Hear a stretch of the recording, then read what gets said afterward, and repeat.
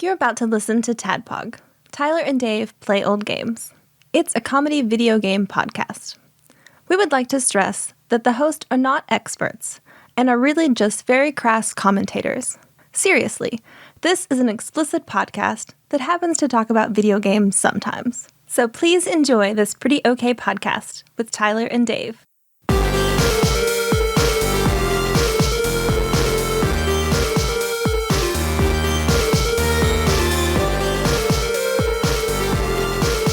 Hello, Internet, and welcome to another TADPOG podcast. It's just a show where three old guys and one proud new papa talk about old games. So today we are talking about dads. Yeah, and what it's like being a dad. That's pretty much it. We're all dads now. We're all Dracula. Do I have to go then? Yeah. You got a cat. It counts. Cat dad Does counts. it count? It Okay. counts. Yeah. We're all Draculas taking care of our little Alucards. I like the Alucards. Yeah. So I've listened to a lot of people talking about Castlevania Symphony of the Night over the last, I don't know, year or so, and it's more people than During not. the last since 1996. Yeah, a lot of people say Alucard, and I've always said Alucard. Alucard. Yeah, Alucard. But Alucard is like A-L-I? Because it's Card? Dracula, so it'd be Alucard. Alucard. Dracula. It's not Dracula. You're right. You're Dracula. I mean, it might be here in this part of the country. Right. Dracula. Alucard. Drop the Oh, I. Dracula's back. We do not like vowels It here. had already been 100 years. God damn. Well, I do want Redneck Dracula. Go get Vampire I would play the Killer. Shit out of that. Are you kidding? Vampire Killer. I want to see a thoroughly Kentucky vampire slayer now. Yeah. Make medieval Europe great again. Not only is he The Belmont clan settled in eastern Kentucky. the Southern Belmont. I got this jug of blessed Mountain Dew to whoop his ass. Yeah. The blessed Mountain Dew. So, but today Fantastic. It's the first time a dirt bike's ever ridden up to Dracula's castle. the iconic looking up at the Dracula's castle with beer whip on top of a dirt bike looking up iconic. Dracula, I'm going to whoop your ass, but first I'm going to drink this Monster Energy drink. Dracula, you dirty motherfucker. I'm going to come kill you. Well, of course, this week and next week, we're going to be talking about Castlevania Symphony of the Night. Yeah. And that has been, guest spots for this episode were called years in advance. Yeah. Literally years. Yeah. Like you're one of the podcast, right? So I knew, Josh, you called it, I believe, first, long time ago. And then, okay. Oh, by the way, before even TADPOG was in conception. should like- you ever do a podcast? One day I would love to record a podcast on Symphony of the Night with you, Tyler. Oh, but I got off track. So to fill these spots, Yeah. we of course bring back Ruby on Rails, Ruby Baron, Paul Clewell. Hey, Paul. Hey, Paul. What's up, guys? Thanks for filling one of our holes. I mean, I can fill both if you want. Well, that's okay. We've got someone else to fill the other one. That's fair. Might get a little too crowded. Half of just wanna Tadpog make it Sweethearts, one proud new papa, Josh Nance. Thank What's you. up, Josh? Yeah. Hey, guys. Congratulations, dude. Yeah, thank you. Yeah. You have a nice baby. I do have a nice baby. She's Yeah, the nice cute baby. She AF. is very wonderful. Yeah. Yeah. Has she taught you new lingo yet? Has she taught you how to dab? Yeah, I've kept He's her reading the alive so manual. far, so I consider it a successful dadding. Yeah. So Oh, dab. I'm sorry. dab. Oh, Dab. dab. Oh, man, you are dab. Whoa. you are a dad. Whoa. Yeah, Yes, I know how to dad. she dabs every time the swaddle comes off. Yeah. Yeah. You know the popular trend 4 years ago, dadding? Being a father. It was very popular with all the teens for a little while, and then it stopped. One day I was with it. Then they changed what it was. Oh, so Castlevania Symphony of the Night, Part 1. Because it's definitely going to be 2, and I know the other spot called by Kyle Collins, Yep. who I'm trying to get to drive in, and I hope he does. Yeah, I hope he does too. Kyle, if you're listening Let to him this, know that I will double the request. doubled. Because I told him I give him $20. That's $40. $40. Yep. Kyle, I ain't giving you shit. Maybe a hug or something. I mean, come on, dude. Yeah, I'll give him a hug. But I feel like that's implied. That's fair. It's mandatory. Yeah, it is mandatory. It is required. All right. Well, We're drinking beer that Link's in we us. do. Yeah, we don't want to because again, we have someone on the phone, so we don't want to eat Right, a whole all bunch of these meat. meats. So that's why I hope Kyle comes in person, so I can fill his mouth we can with eat- all my gamey meats. So we could eat all of this meat. Yeah. This pot roast and turkey. We'll just watch Kyle eat it. Yeah, right. Yeah, I was wondering why the Tadpog table was set. Yeah, right. I honestly forgot how far you guys go. What's that? I said I honestly forgot how far you guys go with this stuff. Oh, and we I'm will. pretty happy with this. Well, Yeah. how about guys? Let me put my meats in men's mouths. Is that what this meat is that I'm touching? Yep. Sent to us by Kevin Leak. All these weird meats. Yeah, that's maple duck jerky that you got right there. That's duck and Buffalo stick, Bob's. stick form. In case So I bet Duck dick and stick form. I enjoy my dick. I also enjoy my dick and stick form, Yeah, if I'm being sure. honest. Yeah, why not? No one wants a curly dick. I like my dick in J form. Yeah, no one wants a dick Just like my Like a wife. corkscrew. Ooh. like a pig's tail. Yeah. I prefer corkscrew. Well, I'm your bearded host, Tyler, and I don't really have much of an intro.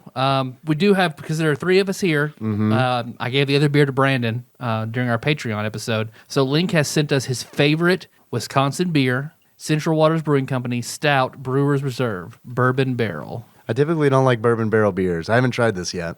let's So, Link, I'm sorry if I spit it out all over the soundboard and this episode is lost. I'll be really sorry for that. Glug, glug. Oh.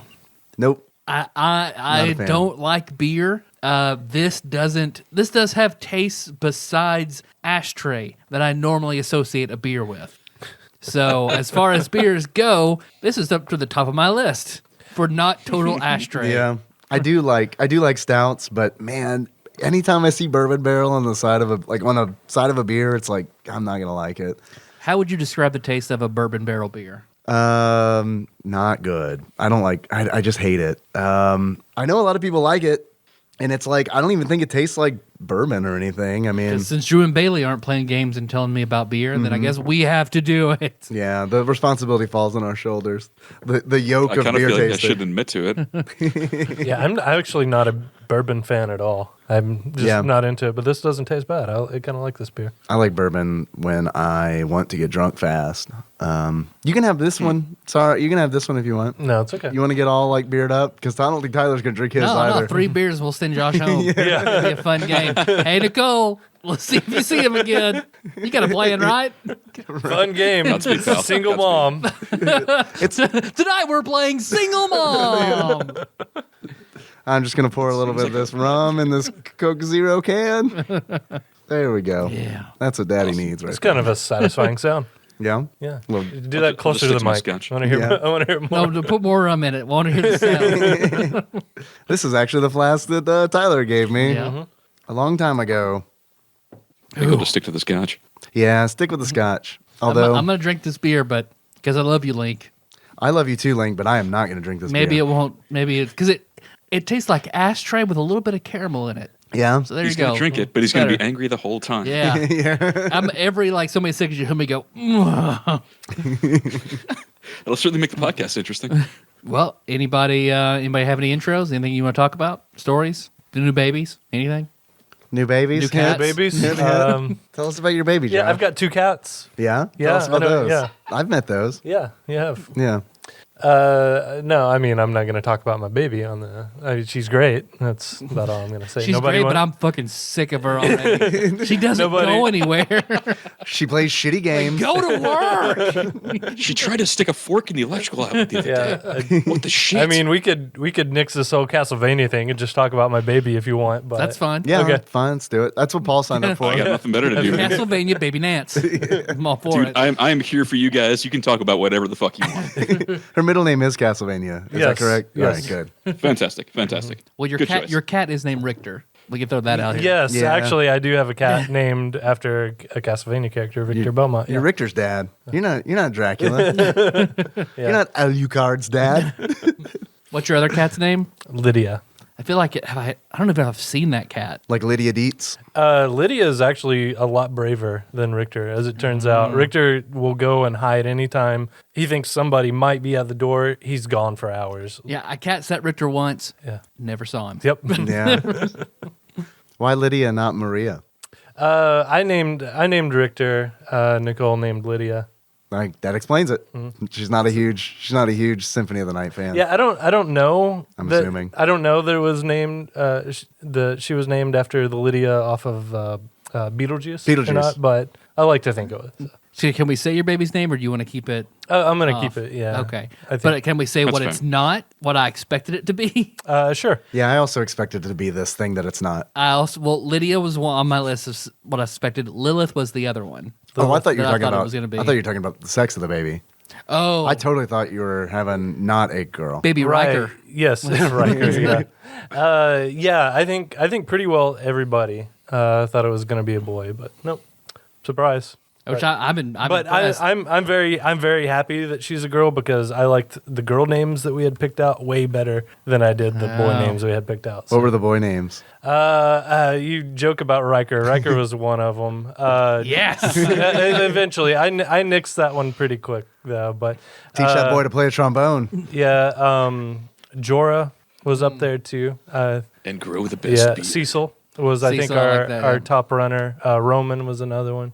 So we I had do a like big list. Roman was but on my yeah. list for it can't have been a boy. Roman would be good. So, because Roman was the name of your cousin in Grand Theft Auto 4, right? But yeah, we had these names picked out for a long time, but we didn't tell anybody what the names were because people like to get judgy. Yeah. Whenever you tell Yeah. them what the name of your kid might be. But yeah, oh well. But that was them. Those were the names. None of them are the names of my daughter, so I feel okay talking about them now. Okay. Good. That's fair. I had something else I wanted to say, but it has left my brain. It'll come back eventually. We didn't have we changed names so often. Like, we didn't have a list of names before Henry was born. It was just like, this is what his name is going to be like now. And it's like, I guess just whatever it lands on when he's born is like, well, that's his name. So that's pretty much how So that just some works. sort of like wheel situation, like Price is Right type of thing. Right. Yeah. We made a big Plinko board and we put names at the bottom. And then we didn't have a Plinko, so we just used an Oreo There you and go. it landed in Henry. Because pretty fair. Melissa and I have Pretty agreed fair. to we each get one. We each get to name whatever we want, one each. So now that debate is on. Do you guys know what the other one's picking?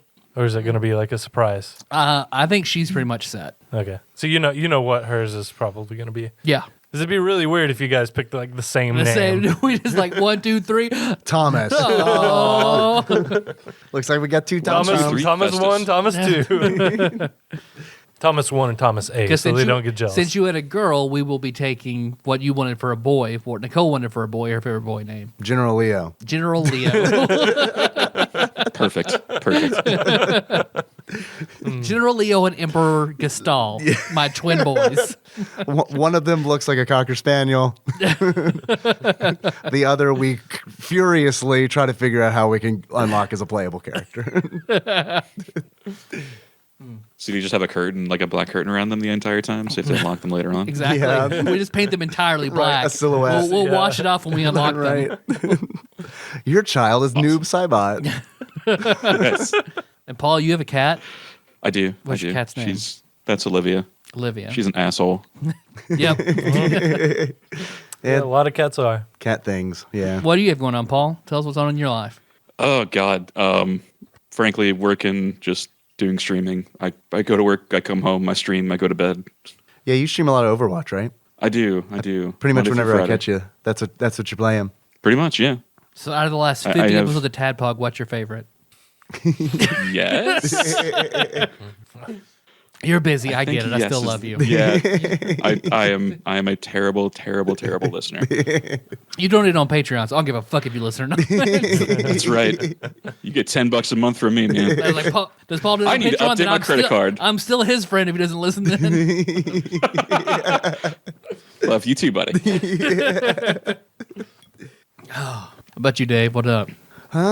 Nothing, man. We got to get a car. That's going on, so that sucks. Nikki's Yeah. car died, so we're looking at a car. Call Micah? What's that? call Micah? Oh, I did. I was like, hey, Micah, I know you sell like expensive cards. You got any cheap ones? And he was like, no. And I was like, okay, thanks. Goodbye. So we're going to. I thought you said for Micah, and I was like, I did He wants too. a car made out of metal, Paul. Right. I can't drive an arcade cabinet to work. Yes, you fucking can. tried. You enjoy it. Right. I guarantee you could do that. You'd fucking enjoy every minute of it. You know it. Only if it's a pole position machine. That's the only Well, thing. yeah, of course. Or Cruising USA, I guess. I was about to podcast say, not about- Cruising USA. Come on. That'd be an easy That podcast about conversion. strip clubs starring Sean Miller and Taryn Landon. Yes, that one. The very one. So we're going to go look. We found a car we're going to go look at on Thursday. So Awesome. I don't know. Hopefully that goes well so we can stop looking and start paying. Yeah. Yeah. Car payments. Yeah. I tentatively got a house, Yeah. Nice. but we'll see because I'm still like they accepted my bid on it, and I'm still like I still can back out because it's like an amazing deal, but it is also a lot of renovation. So Oh, I'm yeah. still on the fence about it. You've done that before, though. You've done Not renovation to stuff. this extent. Yeah. Because it's like, okay, 6 babies. Ooh, we Put gotta 'em get a to bigger work. house. We need a much bigger house now. If these twins are both little Ron Swansons, we are good. Yeah. That's true. But if they take after me, we are fucked. Yeah. They'll be good at video games, though, and podcasting. So you got that. They'll be good at video games and okay at podcasting. They'll be the Andy Dwyer of the situation. Exactly. At least they'll be chipper. That's Yeah. true. Yeah. All right. Well, you guys want to get down to it? Yeah. Let's Talk talk about this about. fucking game people are excited about and wondering why it's been Yes. 17 minutes and we're not talking about it yet. Let's talk more about my baby. I'm All right. down. All right. I'm down. I'm down. If Let's your do this. baby were a boss in Castlevania Symphony of the Night, which boss would it be? I figure there's that one boss that like flies around and screams a lot. It's like some kind of bird creature. Oh, like one Oh, of the the first hip- bosses. Like The Hippogriff? No, it's. I think it's in the Upside Down Castle. It's one of the first bosses you fight in the Oh, Upside is it Down. the Black Angel? Yeah, Okay. so that one. Yeah. I was just All thinking right. it would be Shaft. Yeah. Well, Dave, do you hear that? I do hear that. Sounds like me reaching in my bag for my notes. Exactly. And various forms of flying around and shrieking, which of course ushers in a segment that we like to call Dave Reads from Wikipedia eventually. It's coming. It's yeah, it coming. is. I enjoyed the eventually. We're getting there. Yeah, we are. This was on the eventually list, though, wasn't it? You need to add eventually just to I bet everything. it was. Yeah. Today we'll talk about Symphony of the Night eventually. Eventually. Eventually. I mean, it's a very true statement. The ROM hack, That's Symphony of the fair. Night That's eventually. Which just, they hack it so the title screen is 8 hours long, and then you get to press start. play the Everything game. has a 20-minute load time, every No, screen. no. They hack it so you play Rondo of Blood first. Yes, I like that. Okay, of course I hear that, which ushers in a segment that we like to call Dave Reads from Wikipedia. Yeah. Okay, guys, Castlevania, Symphony of the Night is a platform adventure action role-playing game developed and published by Konami, the fine purveyor of pachinko machines worldwide, Damn right. in 1997 for the PlayStation. It was directed and produced by Toru Hagihara with Koji Igarashi acting as assistant director. It is the direct sequel to Castlevania: Rondo of Blood, taking place 4 years later. It features Dracula's vampire son, Alucard, as the protagonist. You like all the fancy words? Yeah. I like French Dave. Yeah. Yeah. It's a French Dave. Oh, oui. We don't have any French listeners. I can say literally whatever I want. We are bad at wars, people say. I don't know. It features, Alucard, who rises from his slumber to explore Dracula's castle, which has reappeared after Cooter Belmont has vanished. It marks a break from previous games in the series, introducing exploration, non-linear level design, and role-playing elements. And it goes on, but I feel like then we wouldn't really have a conversation. Yeah, but now I'm just thinking about Cooter Belmont. That would be the redneck Belmont. Yeah, the redneck Belmont. Great-great-grandson of Richter, Cooter Belmont. Cooter. Straight to the point, this is a top 10 game for me. Yeah. Hands down, of all time, my favorite in my top 10. Absolutely. Same for all of you guys? I think it's top I 5 would for say me, so. honestly. I don't know. I mean, probably. I don't know. I don't have a top 10, Pretty you close. know? You know what I mean? Like, I don't have them plotted out. But yeah, I mean, it's a very good game. I Yep. really enjoy this game. Yeah. I mean, Top 10 is a constantly evolving list, though. Yeah. that's pretty true. I bet I have like 5 or 6 statics, and then there are 4 kind of positions that kind of swap in and out. That's But this is understandable. probably a static one, though. Yeah. It's up there with Earthbound and Earthbound, Chrono Chrono Trigger. Trigger. Yep. For me, too. But this, I loved this game so much. The only person that I knew that had this game was Cockmaster Ashley Shake. who has asked that his name be stricken from all TADPOG records. Oh, well. So Is his he really? Yeah, yeah. No, I didn't know that. Yeah, work stuff. I got a message. It was like, please delete my name from everything. And I was like, okay. He was the one that was like, call me Completely Cockmaster. Sorry, buddy, you dug this grave. Yeah, work stuff. I did it. He's all Just good. don't mention the show notes and you'll be fine. Yeah. But he's the only person I knew that had a copy, so he'd loaned it, of course, to Josh and I. We'd played and beaten his copy. For some reason, he wouldn't loan it to our other friend, and I've taken to the show to calling him Alistair. So one day when Shake was taking a dump in his mom's house, I stole this game from him, assuming he's never going to play this. Took it right to Alistair and said, okay, here, play it real quick before he does. Play it real quick. Play it real quick. He got dear. to the inverted castle before... Shake was done shitting. And then Shake shit like he eats very, very slowly. goes in slowly, goes out slowly. I think Benjamin Franklin wrote that. Ashley Shake is the slowest eater I've ever seen in my fucking life. Yeah. Very, very slow eater. Fork goes up, food goes in, fork goes down, set back, relax, chew 30 to 40 times, Slow chews. set back up, Yeah. grab the fork, next bite. Now, is this in real time? Oh, yeah. Oh, He's yeah. the Are we having a real time slowest narration? eater. Awesome. Yeah, absolutely. Like, take a bite, chew it for a long time, rub his belly, contemplate what the bite tasted like, go back again for another one. Hey man, he's just enjoying life. That's true. I don't know what it's like to enjoy food. I just try to get it in my. I'm the same way. I've seriously considered the Soylent. Yeah, I don't me know if too. you Yeah, just it's just a Me too. tasteless nutrient can. Gruel. Yeah, but I'm convinced that it will kill me. So I haven't. I haven't done it. That's true, Josh. yeah, you it's don't made out like of food people. very much. I don't. I really honestly think I've got like a really muted sense of taste. Oh, I know that I do. Because Nicole, she's got a very refined sense of taste, and she will describe flavors I've never even like considered before. This is sweet. What? what?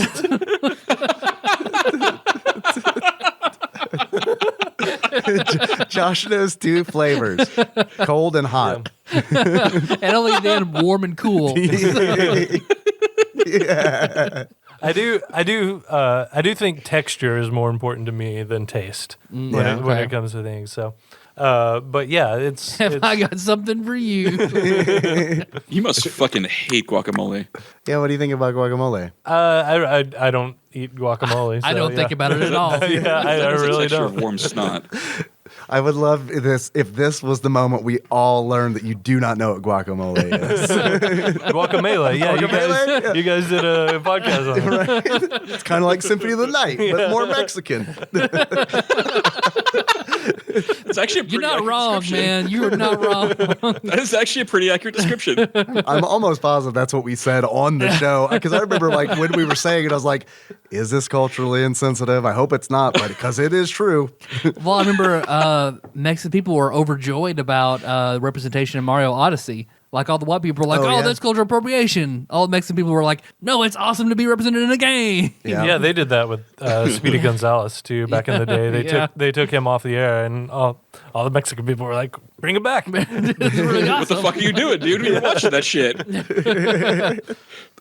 Oh man, he was very angry at me. Very, very angry at Shake me. was for stealing Symphony of the that game. Night. He let him finish it before he got it back. But That's nice. yeah, He wasn't gonna. Jake was always weird about stuff like that. I remember, I remember 2 things. Zelda: Link to the Past. That was his house was the first time I played it, but he wouldn't let me borrow it, so I had to play it at his house. We had a sleepover.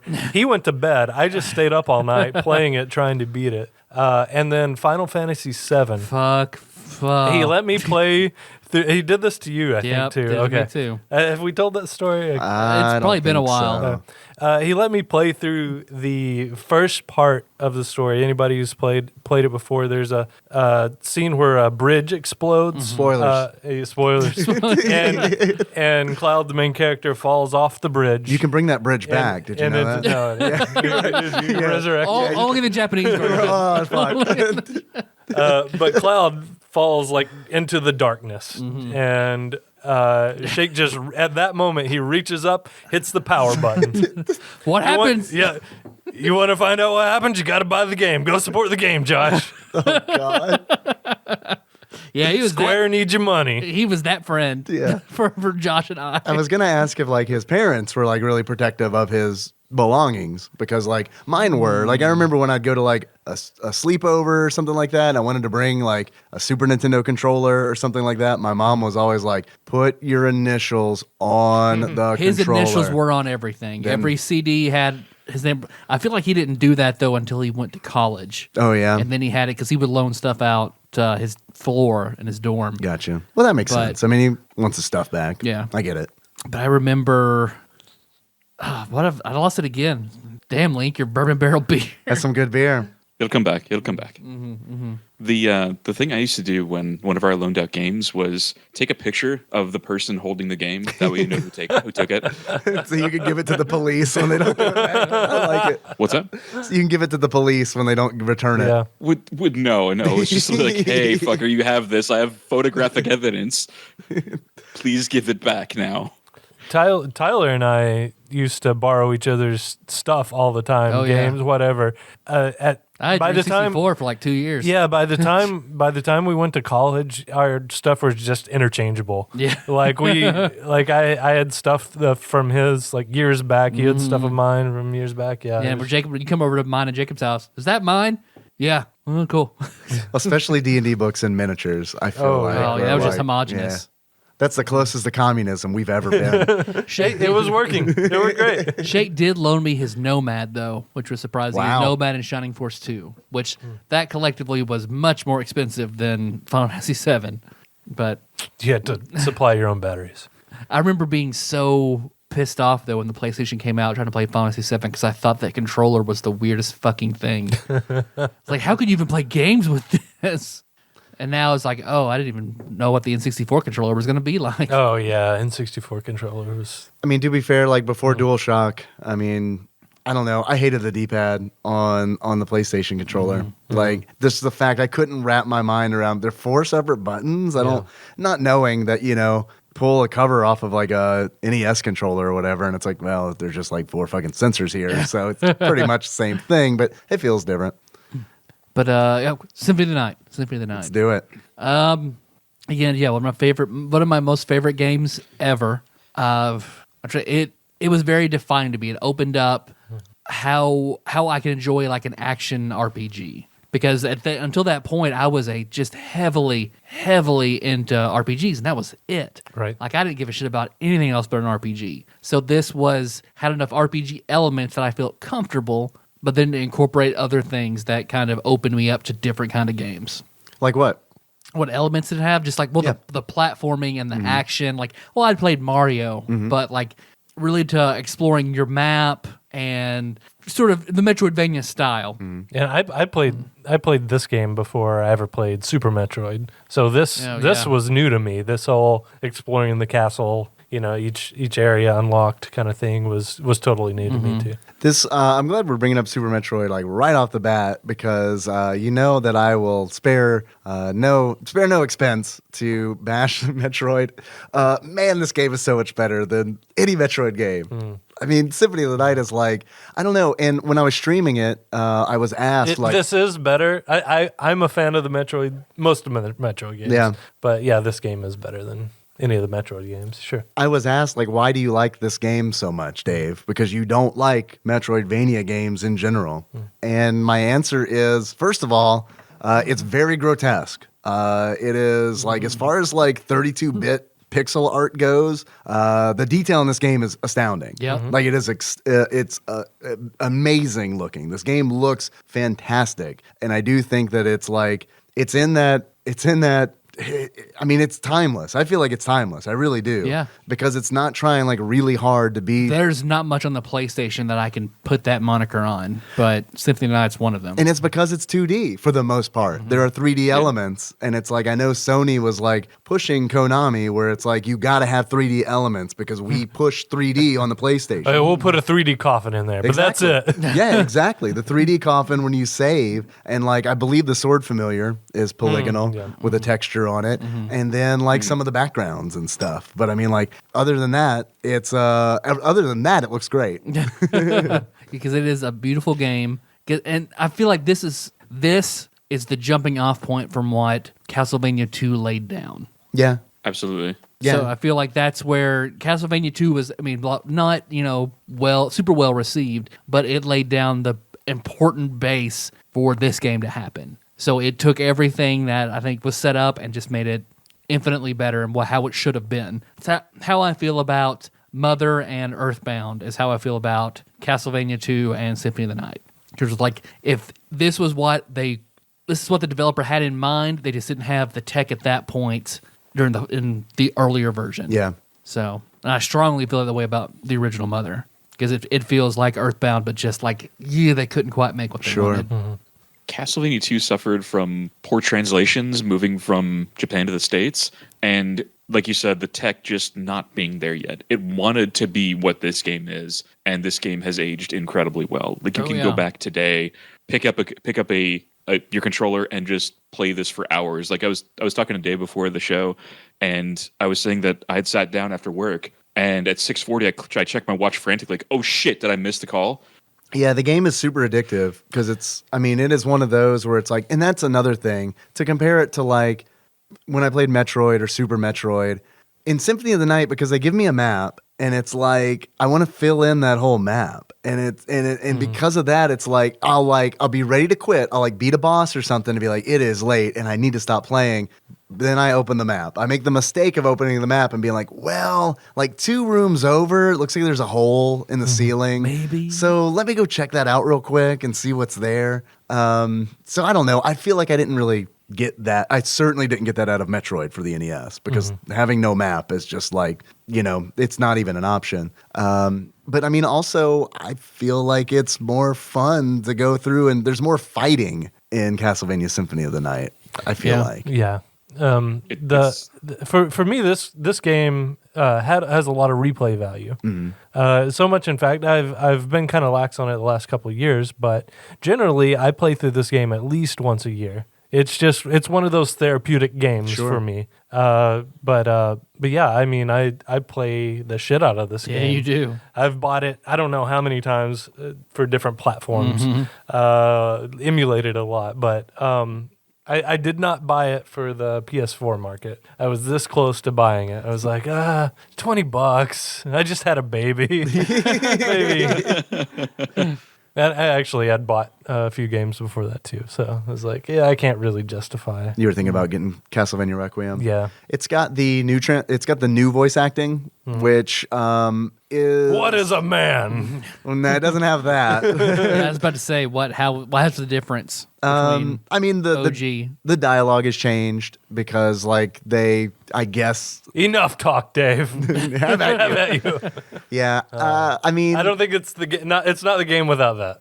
I mean, instead of saying what is a man, a miserable little pile of secrets, Dracula says, mankind, a cesspit of hatred and lies. So it's one of those where it's like really a lateral move because it's kind of like, why not just stick with what's iconic? Because what you've written isn't like a whole hell of a lot better. Although there are points in the game, because I've been playing the Castlevania Requiem version, which is on PS4, and I mean there are some changes to the dialogue that is kind of nice because it's like one of my favorite conversations in the game is when Alucard meets up. Yeah, I'm gonna keep doing it. Meets up with Maria, and they have a conversation. You gotta say it Final Fantasy VI style. Maria. Opera singing style. Oh, the darkness. That's really Latin. You know that? It is really Latin. 100%. One of my favorite things in the game, my favorite conversations, is when they meet and they realize that they both know a Belmont. And Alucard knows Trevor Belmont from Castlevania 3. Oh, I love the little thought bubble. Yeah, and Maria is talking about Richter. Like when they're talking, like the thought bubbles like appear, and you can see Alucard's thought bubble is 8-bit fucking Trevor from Castlevania 3, and then Maria's is like robust pixel art Richter. Which I played this long before I played Castlevania 3, so that was completely lost on me. Just watch the anime. It covers it all in the anime. I still haven't seen season 2. I need to, but I just haven't. Yeah, I've been waiting to share my feelings on that. It kind of goes in a different direction. Very slow. Mm-hmm. Very slow. Yeah. Very slow. Yeah, half of it is very slow, I felt like. But the other half? Not as slow. Okay. Very, very medium. Because let's see, consider about this game being like, the RPG platformer, the whole castle is open to you. You're just limited by what items give you certain abilities. Like a ledge will be a little too high. You can't access that until you get like the double jump. Right. Or a ledge is very high. You can't access that until you can turn into a bat. Or the room will be fenced off. You have to be able to turn into mist to seep through the opening. Things like that block your path. So you're constantly exploring and finding things and seeing what you missed. So then you can proceed to the next section, which is balanced out pretty well because you do a lot of backtracking, but you still also need that experience, better chance of getting the rare items. Like it all works out pretty well in my opinion. And there are items that drop. So like that's really cool. And that's very RPG. Yep. There's money that you can farm to buy supplies. So Yeah, from the librarian whose voice acting has also young changed. master. I am interested in this.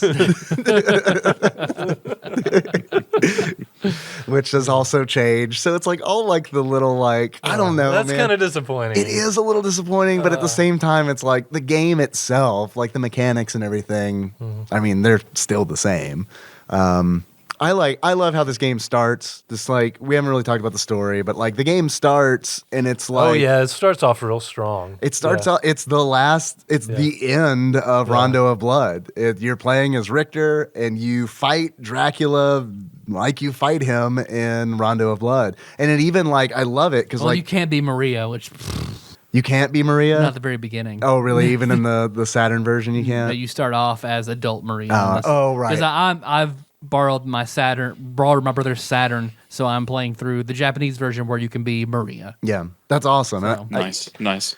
I love Maria and Rondo. She's way overpowered. And she's overpowered in this game, too, because when you're playing as Richter, if you lose to Dracula, Child Maria shows up with all of her animals and throws them at you, and then you catch them, and now you can do item crash. You get a Super Saiyan. And it's really nice because it's like, even like when it starts up and it's like the level, when you first enter the game, like the level design, like the title card is Rondo of Blood style. It's the fucking like blue triangle, prologue, 0 prologue. And it's like, oh man, this is like, they did a really good job of being like, this is a direct fucking sequel to Rondo of Blood. And I really appreciate that. That's nice, man. Like they really like, when I was playing this game, like this thought kept coming up in my mind. Like this is when Konami fucking gave a shit. Because like the amount of detail, the amount of stuff that's like crammed into this game is astonishing. Like when I played this game the first time, dude, I don't even know that I knew there was a spell system in the game. Oh yeah, you just mash buttons and then eventually I dark still metamorphosis. Right. Yeah. Like Street Fighter style. You do button inputs and it's like Soul Steel. And it's like, this is amazing. This is great. Yeah, that's one play I never played. One way I never play through the game is with magic. I still never fucking touch magic. I think the inputs are really tough to pull off, honestly. Yeah, they are. I never If they really gave you used like a magic spell either. list to choose from, I'd be on board. But having to Having to put figure 'em in out. ridiculous Mortal Kombat fatality style moves, Yeah. it's just more than enough. you For me. guys Final Fantasy 6 do bum rush in order to do a weak ass spell. They're harder than like all of Saban's blitzes, man. And it's like, Paul, you are like dead on when you mentioned Mortal Kombat. And the reason I say that is because like every spell requires you to press up. And it's like up, it makes you fucking jump.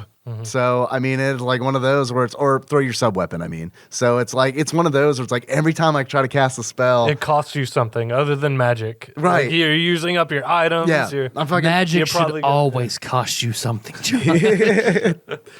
what is that law of equivalent trade or whatever? Equivalent exchange, Equivalent exchange. But yeah, I mean, sorry, I didn't mean to derail us from the story, but I mean, it's just, there's so many directions that we could go in with this. I mean, it's, the game It's is, hard to know where to even start. it's packed. The game is packed. The music, we haven't even talked about the music. This is going to be a podcast of tirades. That's just all it's yeah, gonna be. Yeah, pretty probably. much. This is chaos, but Because that intro with the hard rock, like I forgot what it's the name of wonderful. the theme is, but yeah. Yeah, it's, I don't know. I mean, it starts off the game very, very strong. Yeah. You've got the Richter Belmont Dracula fight intro, and then right after that, you're Alucard Alucard. running through the forest with that cool, like, after shadow effect, you Yeah. know, and then yeah, you're this just guy. you're just going through the castle, killing all this Destroying. shit. Yeah, because you got all the cool equipment. all the Alucard The gear. Alucard. Alucard gear. I hear that they're. My mom's really particular about my stuff, so I write my name on all my equipment. So when death inevitably takes it, I just know that fucker's got a label maker in the back of his car. you know, Lisa was kind of a neat freak. I hear. So, I hear. I don't know because I haven't done it myself and I haven't seen any videos. But there's a way that you can glitch the game so that you keep all of Alucard's starting gear. I've never done that either. And then you can just absolutely demolish everything in the game. Is I've watched speed runs of every version of this game. Backdash. Oh yeah. Yeah, Oh yeah. man. Yeah. But watching people speed run this game in particular is fucking nuts in the way they I don't watch any. and the exploits that are performed in order to get past the barriers for items and stuff is nuts. And the way I've seen the way people, I'm not sure how you do it. Whenever you get hit in a way that would make Alucard's blood spill, the backlash from that, I don't know how you do it, but it makes you go across the room at lightning speed. So people will do that to get over the double jump barrier way before they have the item, or get the fairy familiar, and there's like a hack to make the fairy heal you every single time you get hit. I don't know how any of it's done, but it was just watching people exploit movement in order to get hit and move was just like ridiculous. I'm glad that you brought up the items because it's like I don't even know like a small percentage of the number of items that are in this game. Oh, there's yeah. a ton of relics. Yeah, I mean the Usable items and relics. Yeah, the relics side. There's all the weapons and armor. There's shields for some reason. There are shields in the game. Hey, I Anybody watched you use the shields? Yes. I watched you use the shield for Yes. a very Yes. long time. Whenever you use the shield Shield that rod. attacks. Yeah, there's a glitch that I did use to level up. I wouldn't call it a glitch. Just an exploits. exploit. Yeah, the Medusa shield. As long as you're holding it, it damages whatever runs into you. So you go back to the beginning of the game where the zombies infinitely spawn. Yeah. You just sit there in the corner with your shield guarded. I saw you I take ended down up- that button. Yeah, no, I got rubber bands Yeah. and tape and like got the button like pressed and just left it for like a weekend or something. I was gone or something, and came back. I was Getting your athletics up in Oblivion, huh? yeah, basically. Yeah. For acrobatics. So I have done that before, but What about the shield rod? That's how speedrunners do a lot of shit with the shield. Man, the first time I played this game, I did not fuck around with the shield rod, but this go round has been like, oh, I can do things with this that I did not. I can Yes. summon things with this. I didn't know I could do this. I ignored it the first time too, but it is fucking badass. Yeah, it's like dude. it's like The the shield rod secret is- fun. Yeah, it's slow, but it's incredibly effective because you can block projectiles with the little cast thing, and it's just when you put a shield on, it just doubles the damage. It's insane. Yeah, and it's like the summon that you can do with like because each shield gives you a different summon. So it's like you hold down like I think it's like triangle and circle, and depending on what shield you're holding, you can summon something. Like you can summon a naked lady who gives you like an intelligence increase, or you can summon the ninja that throws 2 giant swords and kills everything on the screen. Wait. The naked lady gives you Go back to the intelligence naked increase? lady. Yes. Why does it? Wait, shouldn't it be the opposite? Yeah, I don't know. It's the Herald shield, so you guys can go check it out yourself if you want. Harold's fucking hot. Yeah. Okay, where's my Have you seen PSP? Harold's titties? Cooter Belmont, go get Harold Shield. Listen, I don't give a good goddamn about that Dracula motherfucker, but man, get me Harold's titties. There are a lot of items that have hidden abilities, like a lot of swords or other weapons have special combo moves. Like you do the Hadouken with, I think, rapier, and it does like a special like teleport or I didn't know that. something attack. So there's a lot of different swords, and I think there's like a holy mace or something like that does too. But yeah, there's a bunch of little hidden things that you never know without You're not using- told. Yeah, exactly, you're not yeah. told. So it's like that's what's like the first time I played this game was on Xbox Can you 360. buy hints, the library about stuff like that? Well, I don't know about the PS4 version, but I didn't. no, I think the hints were just like they show you a video on how to beat a boss, and Oh, okay. they weren't really hints. Yeah. The first time I played this was on the 360 with you, Tyler. We bought the game with your mom's credit card. Yeah, we did. And I I remember remember that. I know I've told that story at least 5 times on the show. But like it was you and me playing it, and it's like you taught me how to play the game. And that's great. I needed someone there. It's crazy on like streaming it on Twitch because Twitch chat is like, we know everything about this game. We're going to make you a motherfucking sorcerer. We've read the source code for fun. Right. And it's like, that's great because it's like, I didn't know, Josh, you said that you can do like Hadouken moves with like certain weapons. I had no idea and I wouldn't have known that. But like someone in chat, I think it was Bongo Yoda was like, there's a katana that if you get it, you can do the Hadouken motion and you will teleport behind the enemy and backstab it essentially. And it's like, man, I want one of those cool ass weapons.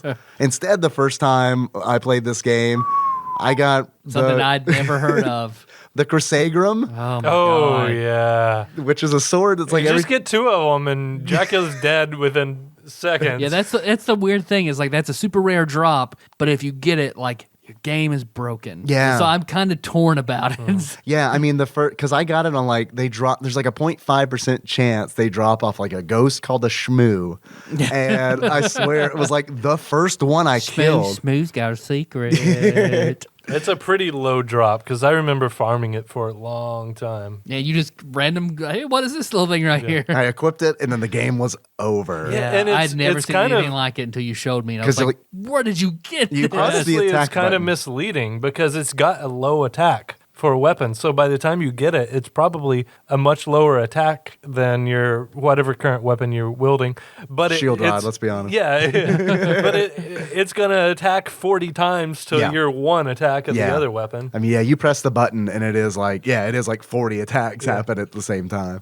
Because my rare drop on my first playthrough was a chakram that I got yeah. from this fiery knight Xena just style. on one screen. Yeah. And I thought, I mean, that was pretty badass for me. It's no Crusagram, but I basically had it through the rest of the game. Paul, Nice. do you have a favorite weapon that's in the game? Honestly, barring the shield rod and holy rod, I like the Alucard sword. I just picked Yeah. that up with my current playthrough, and it is bananas how much damage you do because you can swing so fast with it. Sword familiar all the way. Yeah, let's talk about you go. familiars. Yeah, that's do good. it. I'm glad you brought that up because, like Tyler, you mentioned the fairy familiar earlier, and then I know we've talked about the sword familiar. The familiars in this game are Hey, man, little Frank got some little ass titties right here like that. Man, got a little ass, little pair of titties. You sit on my shoulder, you little pair of ass titties. That's something I call you, ass titties. Cooter's familiar ass titties. one of Cooter's familiars is a jug with 3 X's on it for sure. I love you, liquor bottle.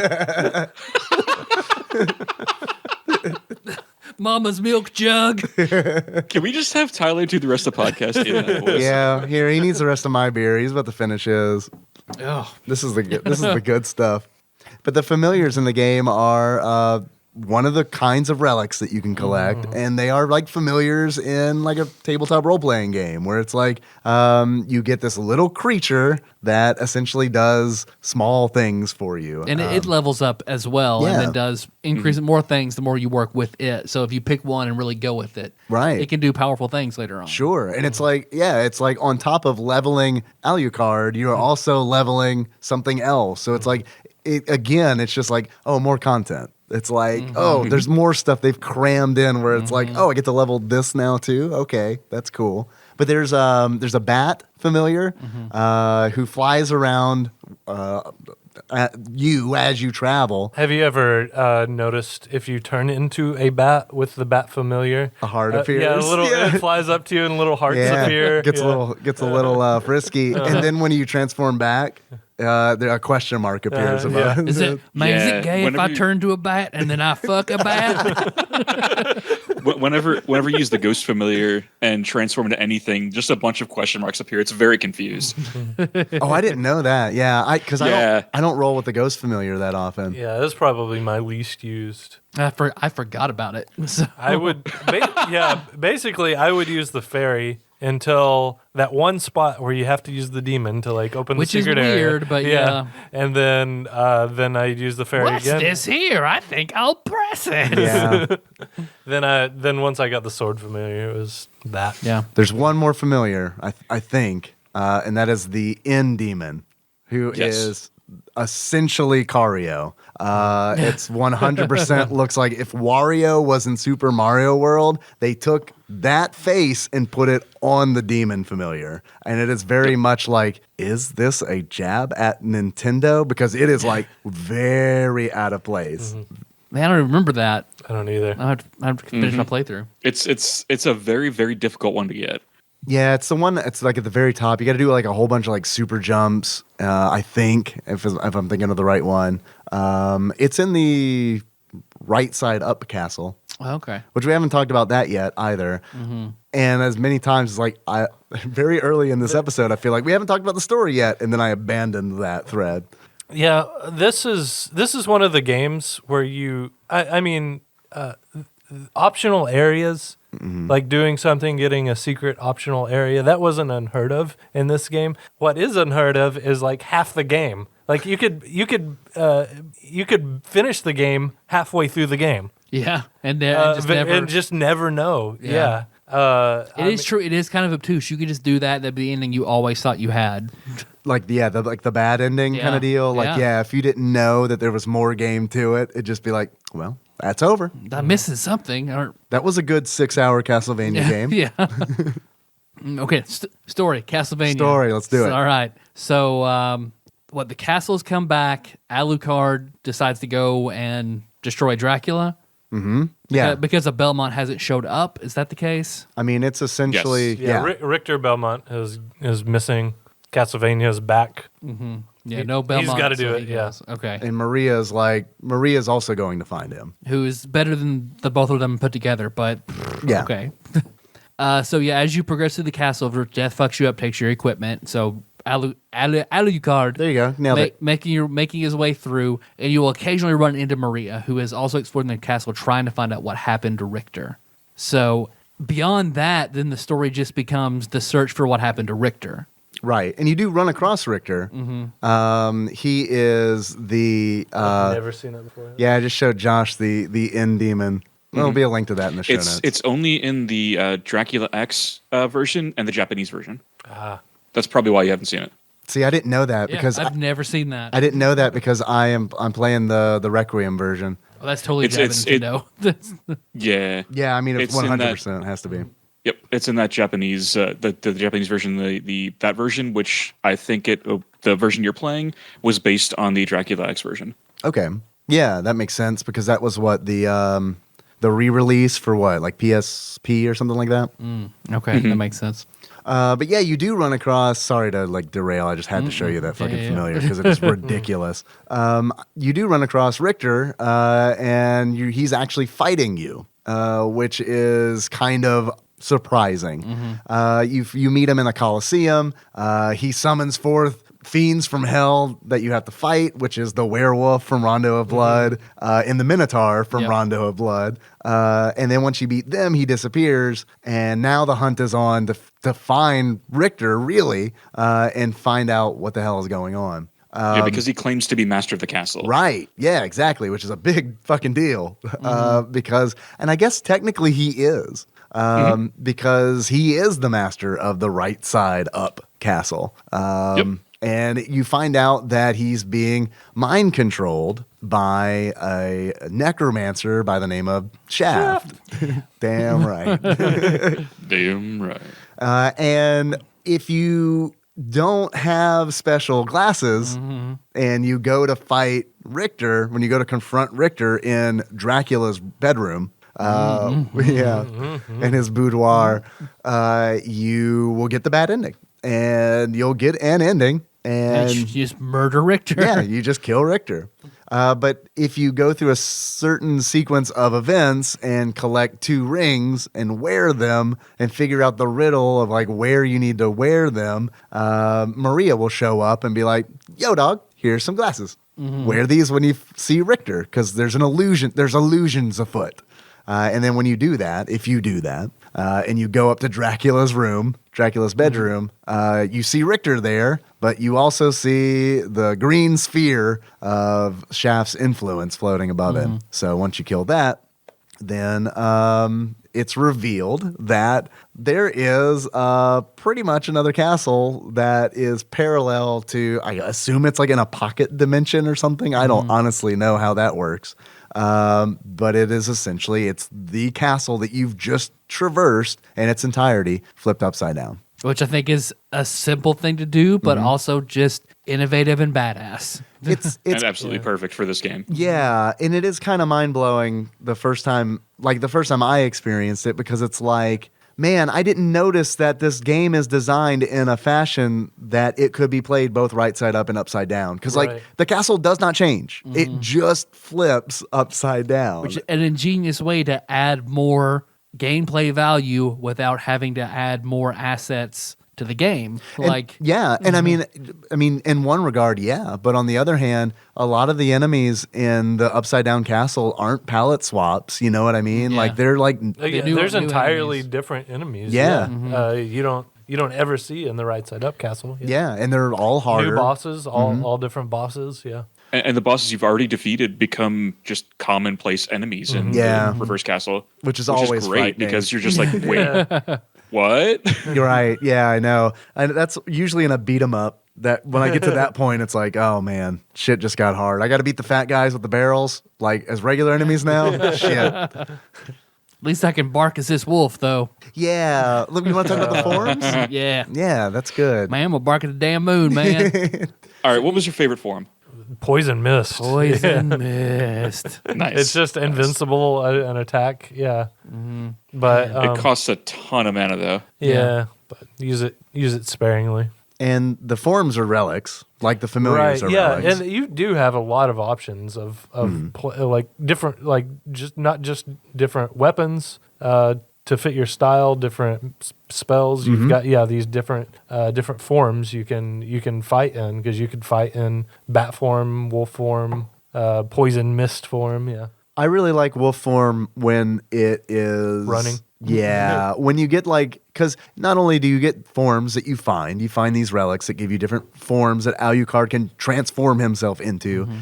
You also find power-ups for that, permanent upgrades. So it's like when you first get the wolf form, I think it really, really sucks because all you can really do is a shitty little bite. I do think it's nice that in both his bat form and his wolf form, he still has a sword with a scabbard. Yes. His bat form is very much a crow and not a bat, which is weird, but whatever. I like the wolf form because you can upgrade it to an ability. I can't remember what it's called, but when you run as the wolf, essentially anything you hit, it's going to kill. It's just a problem. Usually it's a problem of finding a spot where you can get up to speed. Yeah. Is that one corridor right before you get to the library, though? Right. You can ace that, man. And that's no the problem. one. That's the fun one. Right. Yeah. Right. That's like, I can't remember. There's something where there's like a cave where you can a little rock formation that you can collapse both ends of it and walk through it. Yeah. Like there's a trick where like if you fly in it as a bat, transform and exit it as a wolf. It's at the very beginning. Yeah, it's Yeah, like I know some the kinda place you're talking about. It is like very much in the beginning. What like happens? a good item for the time will drop, I feel like. Really? It opens up an area right above that you can go. I forgot Wild. what is back there. I mean, it's Yeah, I a can't remember decently either. sized area. Yeah. I'm going to do that. Yeah. Paul, what was your favorite form? Honestly, I used the bat throughout pretty much all the game because I never got any of the extended mist forms, and I still haven't. Yeah, I haven't picked them up yet. At least from either. this playthrough. Once Yeah. you get the echo attack as a bat, the bat's pretty badass. It really is. Can that echo attack be used like as an actual attack? Because I've never tried it. Yeah, there's a relic that you can get that makes it do damage. Oh, okay. And once you Yeah. get that, yeah. Okay. Because I always just use it to find my way, navigate through dark rooms. Right, yeah. Which is cool. I mean, it's Yeah, like you can do that. Yeah. There's a whole lot of like the things that they do to the way that the game is designed, the way that they've done it to cause you like the obstacles they throw in your path are very creative because it never feels like, oh, it's a door I have to open. Unless it is very much a door that you have to open that's like shielded with blue magic or something. But that's in the very beginning. Like, I mean, they do it in very interesting ways where it's like there's an item that you need to progress, but it's in a dark room. And in order to get that, unless you're very familiar with the game and can navigate your way through it, you need to have echolocation. Oh, with all the spikes and stuff in it. So you Yeah. have to, yeah. And then you get that to get the spike breaker armor. Right. That is the lure bear that I thought was the most bullshit. Like everything else I can Yeah. buy, but that spike breaker armor, that when I finally figured out that's what I need to do, that kind of pissed me Really? off. Yeah. Couldn't agree more. Could not Really? agree more.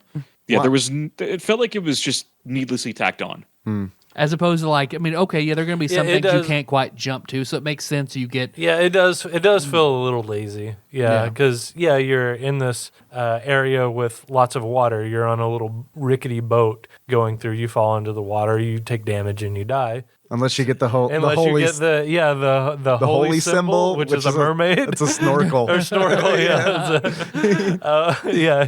So what, it's basically the items that are important for that are the double jump, the gravity boots, the snorkel for you to survive in running water. Yeah, so these are all barriers that you get mist special form, items. But yeah, bat there's form. the spike breaker armor. Yeah, that is. And that just felt a little. It did. Lazy is the perfect word. It just felt a little lazy compared to everything else. I liked it because I like destroying spikes because I hate spikes. It is kind of satisfying. I have no to problem with destroy the the spike breaker satisfying. armor, just that it's not a cool like ability. I got you. It is cool though. You're breaking spikes. Name another Castlevania game you could do that. I wish it was a different relic, like you could stone skin and then okay. walk through spikes Yeah. instead of it being Instead of it being equivalent armor. item. Yeah. Okay. Yeah, that's fair. Like you could turn into a tanuki. Right.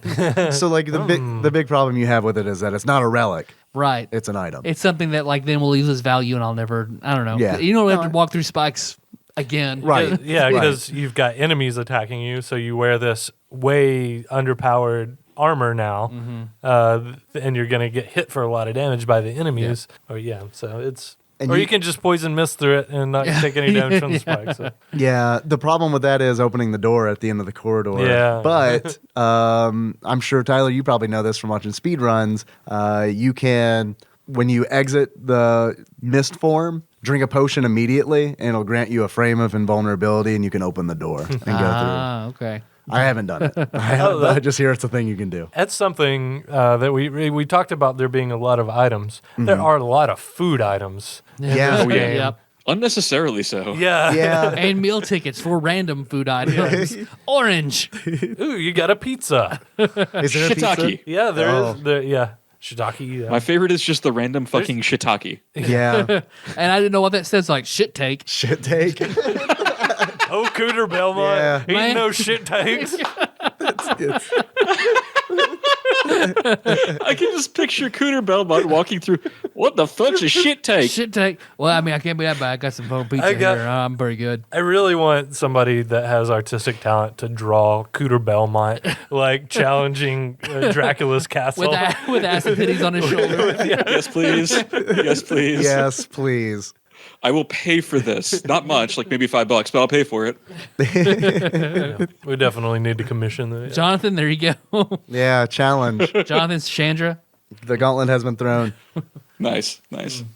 Oh, because let's see. Well, misform being that because you can only turn into it for just like a second to phase through doors. Then of course, at the beginning, eventually, you get an upgrade and then makes you can stay as invincible. regular mist and then poison mist, so you can attack with it, and you only get poison mist after beating, I guess, the equivalent to like Ruby Weapon in Symphony of the Night, which is the giant, the boss that Dracula was afraid of, so he had him sealed away in the castle. This giant fucking monster that most of the time you just see his feet as you're fighting him. Yeah, I over remember like 1 million hit points. What is his name? The director of the game.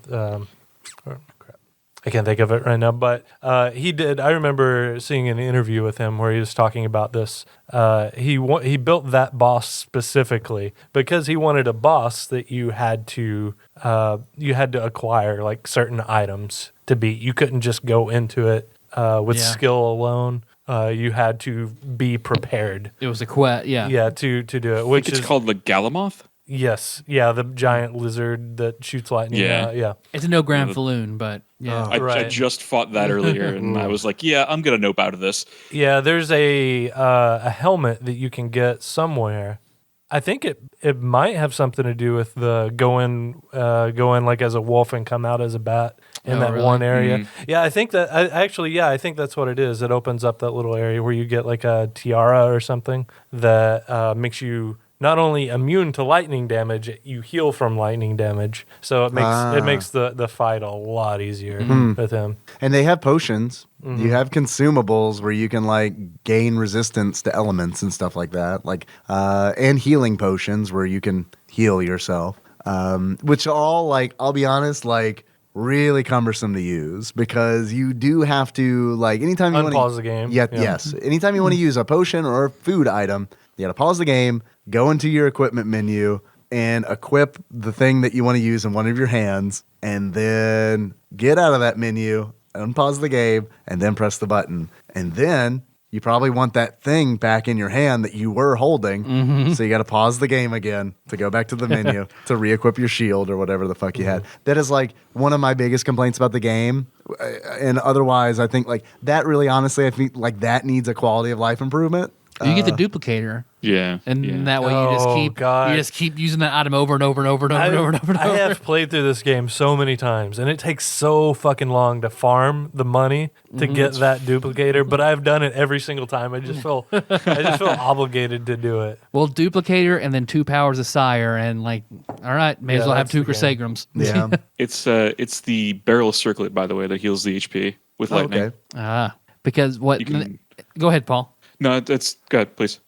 Just because I mentioned Power of Sire, when you use that, it's an actual portrait of Vlad Tepesh that fills the screen, which I thought was a very cool that's detail. nice. Yeah, there's a lot of single-use damaging items like that, because that is an item you can, like Neutron bomb. Yeah. Again, undead, man, they're a little bit ahead. Yeah, it's a powerful weapon, but it's used up. Once you use it, it's gone. So I could be get, wrong. Like, sticks of dynamite. Yes. You could get like boomerangs and javelins and stuff like that. So there's a lot of different weapons besides the melee weapons you get. Yeah. I still love doing the Magic missile. duplicator and the meal ticket and then just acting like you have a fucking cornucopia or just like fruit and meat just fucking littering the ground behind you. Heroes Feast.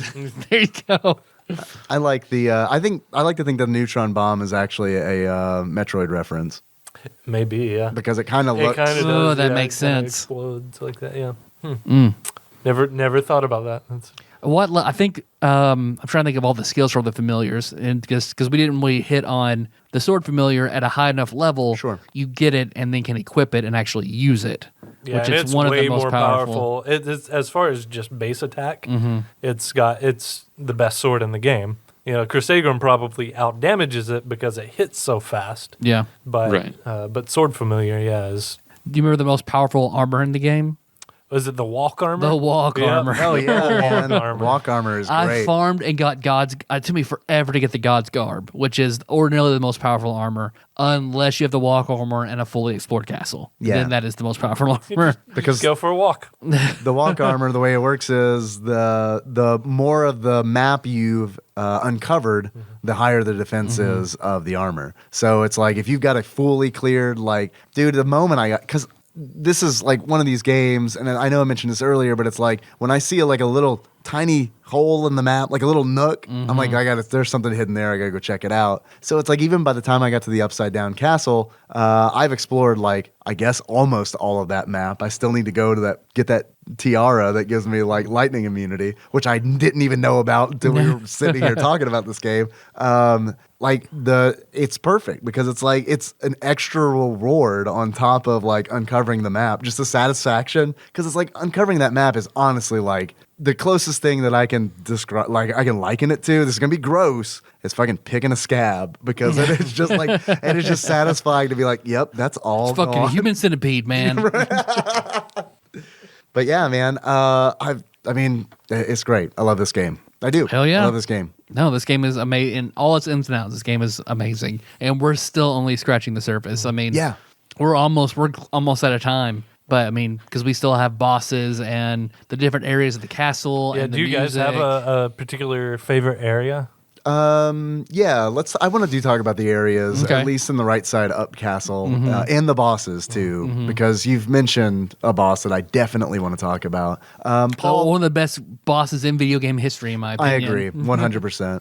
Paul, do you have a favorite area in the game? Favorite area? I think Orlox's quarters is probably my favorite, just because of the boss fight that happens in there. Yeah, Orlok's a pretty, and he's an optional one too. Yeah, Yep. I specifically went out of my way to fight him. because like he transforms in his like, because he transforms into like a gigantic ghoulish creature, I think, right? And then like when you kill him, he has a wonderful death animation, because like all his skin comes off and he is a skeleton. Yeah. And I remember like I hadn't played this game in 10 years, so I was like, is this another form or is he going to die? And it's like No, it's a legitimate question, and because I mean he's right, and he's already had another form, so it's like, and his death animation takes so fucking long that it's like it builds suspense, and it's like, man, this is great, because it's like I don't know if the skeleton is going to start attacking me or if it's going to fall over. There's a boss in Super Metroid that this reminded me of a lot. Yeah. It's this. It's a giant alien. You fight it in like this lava stage, and whenever you finally beat it, it like gets knocked into the lava, and then it comes out and starts like crawling after you as its skin's like all melting off, and you see its bones, and it's still kind of crawling after you until it eventually stops. But yeah, it's that same like, am I still in the fight? Right? Yeah, exactly. Do I need to be prepared? Right. Yeah. Tyler, I think the best. I'm sorry. Go ahead, Sorry, Paul. I think the best part about that boss fight is the fact that it's incredibly Metroid, like Super Metroid sourced. Like the end of that, where the skeleton sort of lunges at you. Yeah. It's just that very much shades of Super Metroid from that. Yeah, absolutely. And see, I didn't pick up on that at all, because I did not get to that in Super Metroid. So maybe I need to give Super Metroid another go. I also need to give Super Metroid another go. Yeah. Like, I enjoyed what I played, but I didn't play enough of it. It's so iconic, I feel like I need to finish it. Yeah. I think that's also that area that he's in. Isn't that the area that has the horses, the like half horses? That's the Colosseum. Yes. Oh, it is. Okay. Yeah, which is It's very near Orlox's Yeah. place. Isn't it? Okay. Yeah. Yeah, it Maybe sure what I is. think. So, I remember. you're just right outside, I believe. Yeah, I remember seeing those things, and I thought that was just so fucking cool. I don't know why that enemy stood out to me, but because the design is amazing. Yeah. Like that's what I mean by like how grotesque this game gets, and it's one of those things where it's like, the giant that you fight, the one that's all hung up on hooks. oh yeah, The one eye that yeah. has like And with the flies swarming around it and all that, yeah, it's very grotesque. and it's like this, Oh, absolutely. like stuff like that. All of that makes me like really glad that this was a PlayStation game and not on a Nintendo console. As much as I love Nintendo consoles, like this game wouldn't be the same to me if it was It's- neutered. Yeah, because it's Disney acquiring the rights to Deadpool. Yeah, it's, Right. It's that. But I mean, like with the PlayStation stuff, I mean, it's like there are dicks in this game and statues, which I really was like, man, look at that. There's a dick in this game. There's a lot of naked women. Lots of in naked this women game. in this game. Boob physics. One of my favorite enemies is this like y'all who play D&D probably are familiar with an Odiug, which is like this plant-based creature, this giant plant-based creature, but in this version it has a scorpion tail, and on the end of the scorpion tail is thick jasmine. It's like just enough of a butt that there's a crack there. Oh yeah. Yeah, you got that crack. Yeah. So it's like, yeah. And then there's another, like, there are several bosses that are just topless. I mean, they're half topless woman, half abomination. Yeah, Man, Scalia- fuck this Dracula guy, man. He's just trying to ruin titties and he has to be stopped. Yeah, there's the in the cavern area, there's just the floating naked women that are made of ice. Yeah. But yeah, And scream as they Yeah. go up and shatter. the naked women that come out of the flower buds, like the like flower blossoms that have the thorns that come out. Yeah, the succubus. Yeah. Yeah. Yeah. The succubus, which is a great boss The fight. succubus fight is amazing too. That's like the first like a really emotional Because thing you go through. it's a lore thing, and it's one of those where it's like I do definitely want to go back to areas, but we've naturally progressed in the bosses. Well, I just want to say that I love the waterfall. Oh yeah, So like the secret area behind the cavern, waterfall and Sharon taking you across the lake and all that is just with the a boots fantastic that area. make you like 1 pixel taller. yeah. All right, Sharon, I need you to take me across this water, Sharon. Get me that snorkel. You're not Cooter. I went to school with a girl named Sharon. That's pretty cool. Man, was she also the vestige of death? I mean, she was not a pretty lady, so maybe. I mean, she gave me a handy. For also a gold coin that I gave her. Do you have a favorite area, Josh? Yeah, well, The pussy. yeah, the pussy. There you go. I'm kind of bittersweet about the clock tower. Yeah, It's one of the most frustrating levels, but Yeah. also one of the coolest. yeah. Any level that has Medusa heads coming at you, it's ups the frustration. Ones quite that a bit. petrify you. Oh, yeah. Yeah. Oh, yeah. Someone reminded me earlier on in the stream, thank God that the mirror cuirass is what protects you from petrification. Because like if they hadn't told me that, I wouldn't have remembered that. And it's like that clock tower would have just been a fucking disaster. It was a disaster for me because I had no idea what you're talking about. Oh, well, next time, it's still annoying as fuck, but because they're knocking you around and this is a Castlevania game, so knockback is most certainly a thing. Yeah. It's still hard, but at least you're not getting like frozen as stone while you like slowly get lowered down off a gear. Did you? Yeah. Did you ever get the alternate form whenever you got turned to stone? Have you seen that? You turn into Yeah. There's I a have. there's a small chance if you get turned to stone, Alucard Alucard. There you go. Nailed it. will turn into like this giant demon. Really? It And looks it's like just- Dracula's it's a final big ass form. gargoyle. That's awesome. The form when Dracula goes, "Give me power." I really like the clock tower too because it is one of those like anytime I was playing this game and a part of the castle is a reference to a previous Castlevania game, I'm like, this is nice because the clock tower is very much the clock tower from Rondo of Blood. Like even like the area where you rescue Annette, like that is there. The area where you like there's a secret area up top, it is there as well. Obviously Dracula's bedroom, iconic. And even that little bit where you're talking about where there's that destructible corridor, like right after Dracula's foyer, like that appears, and like bloodlines that shows up in Rondo of Blood in this game. So it's like, and I know that's a good area too, the beginning area. yeah, with the zombies, it's like it's there always. I remember. I that's a very strong memory too. Is the first time I started playing, you see these blood zombies. Yeah, that And look like- they're just they're walking around. Any other Castlevania game, you would have hit them. Right. Keith, man, is that you? Why the fuck you in Drax Castle, man? they look like Rolando from Street Fighter, like but instead of a staff, they've got a machete. But yeah, Why you have your overalls on and one of those Mexican knives? What you got going on, man? But you hit them, and you've hit every other enemy. Turns into like a little pillar of fire and disappears. You hit these, and like this stream of blood, like It's like Pugsley and Wednesday and Addams Family when they're having the rapier duel. But also, it's like they replace the original zombies in the earlier stages. Because it's like, I remember when I saw one of the bloody zombies for the first time on this playthrough, I was like, wait a minute, these are just like regular zombies a minute ago. And I hit it once and it does not die. And then like it's coming towards me and it's like I hit it a second time and it does not die. And I'm like backing up. And it's like I have to hit this thing 4 times before it dies. There's a weapon you can get from. It's either one of them or the skeletons. And it's just little details like this that make me love the game so much. I think it's called Red Rust. Yeah. It's one of the first weapons you get, actual weapons.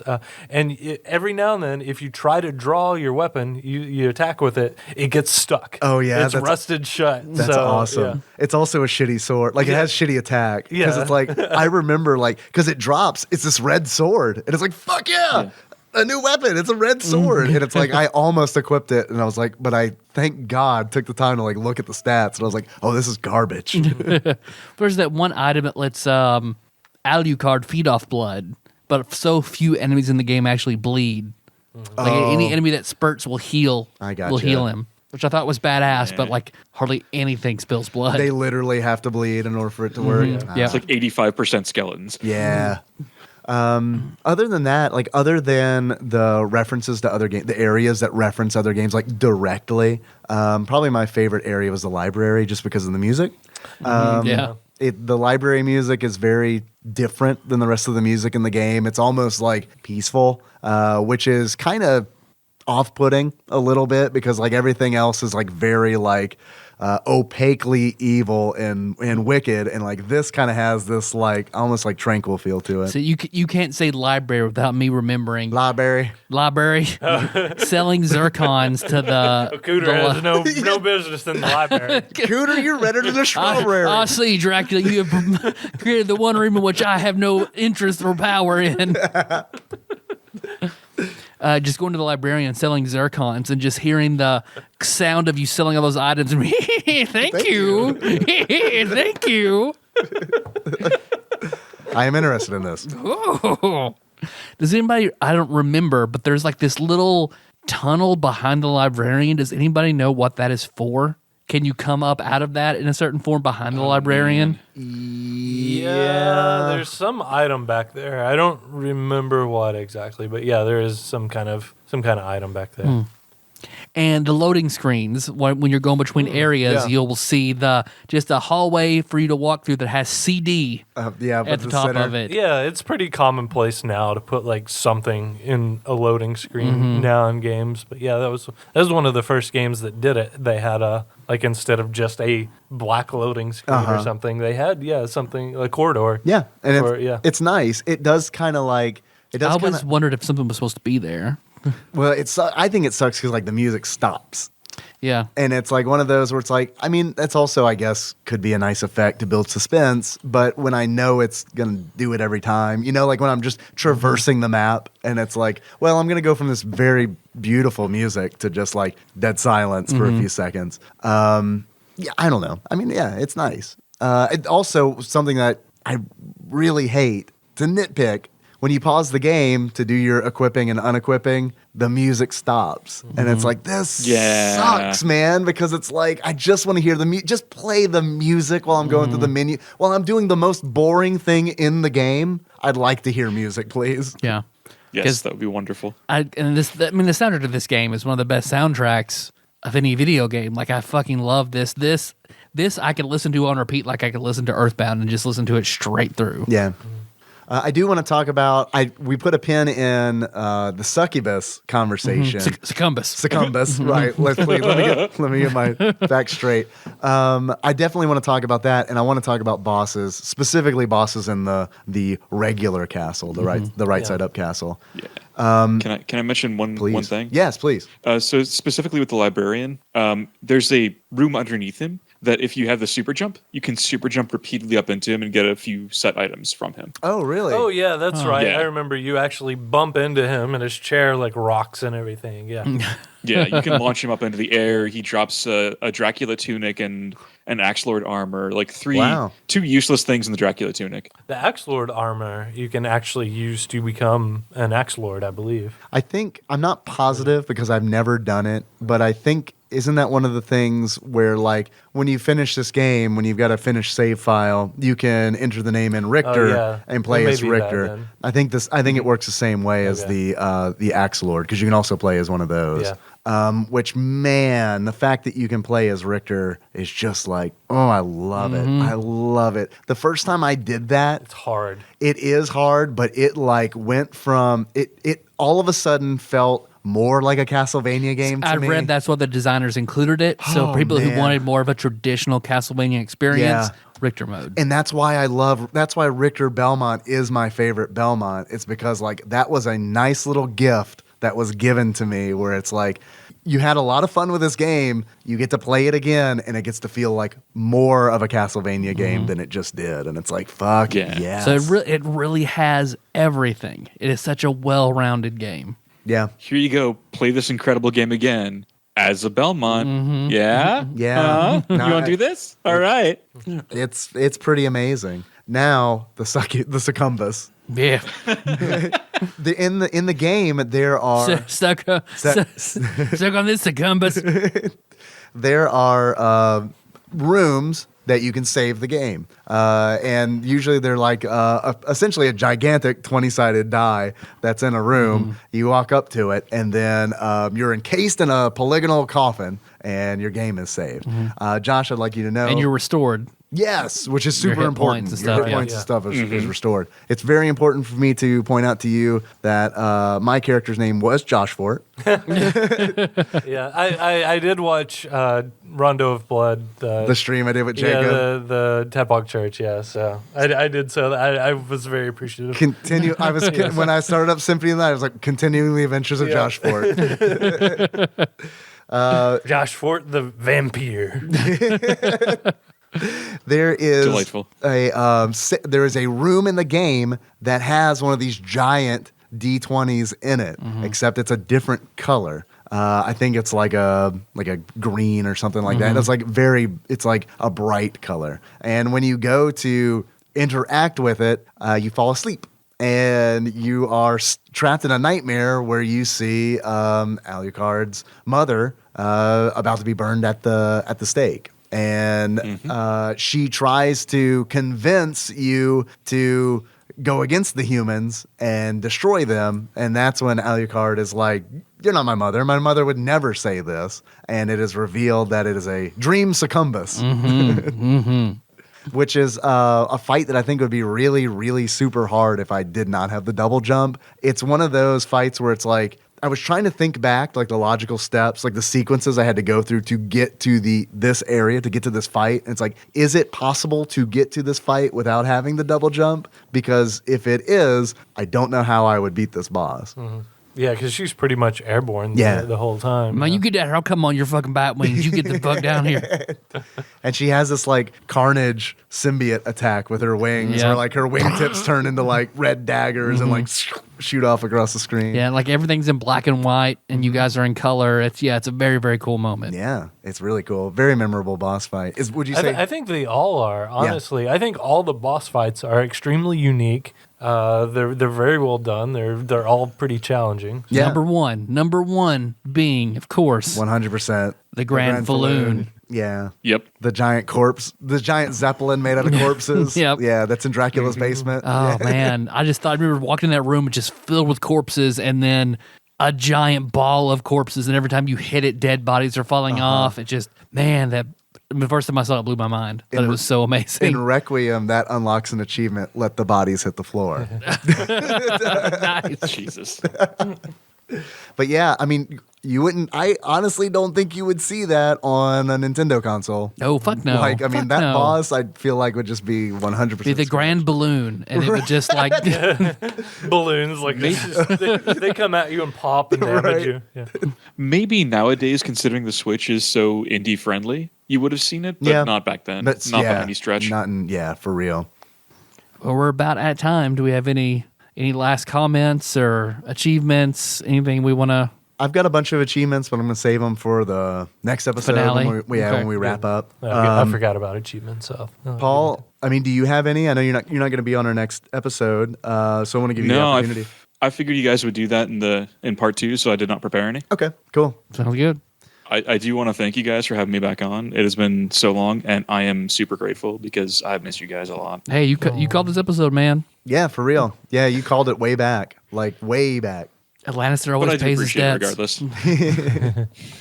I know we mentioned that you stream on Twitch. I believe Loaded Cart is kind of getting its second season soon, right? Your podcast? Yeah, we're working on it. We have a couple of episodes recorded. We're trying to get everything squared away so we can have a bit of a backlog and then just start popping out episodes so that, unfortunately, with Daniel having 3 kids now instead of what they had bargained for with 2, because I don't think... Fucking come back when you double that, Dan. I don't think they anticipated having twins. Yeah. But nobody ever... Shit happens.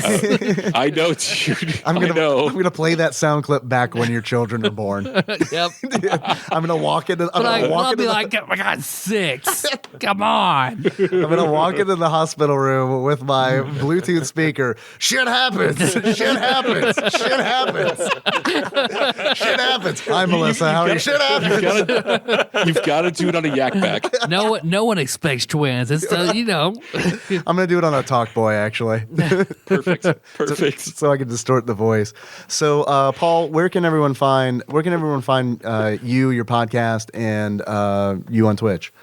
So with the podcast, just search for Loaded Cart Podcast on iTunes, Stitcher, Google Play. Honestly, just you'll find it. I promise. It's on all 3 of those platforms. And as for Twitch, you can find me at twitch.tv/what'spaulplayingtoday. I stream Monday through Friday, 6 p.m. to 9 p.m. And occasionally Saturday and Sunday, depending on if I feel like it. Cool. I'll have links to both of those in the show notes, which I said show notes just for you. I forgot about Paul. that. I really appreciate that. You have no idea. I'm kind of sporting a little chubby right now because of it. Excellent. I have been this whole time too, mainly because I'm really attracted to the idea of Cooter Belmont. You know, I was actually just thinking Cooter Belmont's probably the best thing to happen to the Belmont clan, because now I'm thinking of the beginning of Idiocracy, where they're, damn it, I'm pregnant again. Let's be honest here. Redneck ingenuity would be the one thing to keep the Belmont line going. I do like that. I hope that in Fallout 76 you find Cooter Belmont in the hills of Appalachia. If you don't, I will mod him in. Excellent. Josh, thanks for being on the show, man. Yeah, thanks for having me. I'm glad that it's been a while since we've had you on. Yes. It's probably been The Legend of Zelda Oh God, yeah. with Brandon. It has to be, yeah. Mm-hmm. It's been a while. So where can everyone you do stuff, right? People can find you? People can find me at Yeah. my house. Yeah, okay. Would you like to give Let's give that address out. Come see a baby. Come on by. Just don't worry about calling. Just swing on by. Where can they Melissa find you? also loves that. Just drop in. Don't knock. Just walk in. Yeah, I have to apologize to her for that. I do that a lot now. You're fine. The door's open. You're fine. We know you're coming over. Yeah, if the door is shut, I do knock. But if the storm door's closed, the regular door's open, I'm like, I'm going in. It's whenever we're laying naked in bed and my dad suddenly walks in the door. Has like, it happened? Hey, move your car. Yeah. Oh boy. Oh dear. No, this is the only place that people can find me. Damn straight. I fucking love it. Man, I play online games in Yeah. offline mode. That's how quiet I am. You want Josh? You got to come to us. That's You gotta right. Go through us. We're the gatekeepers of Josh. Josh Fort will not fall. I will say one thing. This is the first time I've ever talked to, TADPOG Royalty and Josh. So big pleasure to meet you, sir. Yeah. It's good to hear you. Oh, man. That's true. Yeah. Matt, did we have a bovine bear quiz or anything? I don't have a quiz. It might have been sent to me while we were recording this. If that's the case, then I would say that deadline was missed. So, but I don't know. Doodle. Yeah, maybe we'll have one for next episode. All right. Well, thanks for listening, everybody. You can find the show on iTunes, Stitcher, YouTube. Yeah, that's also where you can find it. Big backlog, like Executive Bruiser Janie has almost got everything out. Like, she's got a lot of shit up. I'm very impressed. I'm very happy with it. So you missed the next episode, part 2, Symphony of the Night. Which is great because I don't have to do anything I make new art.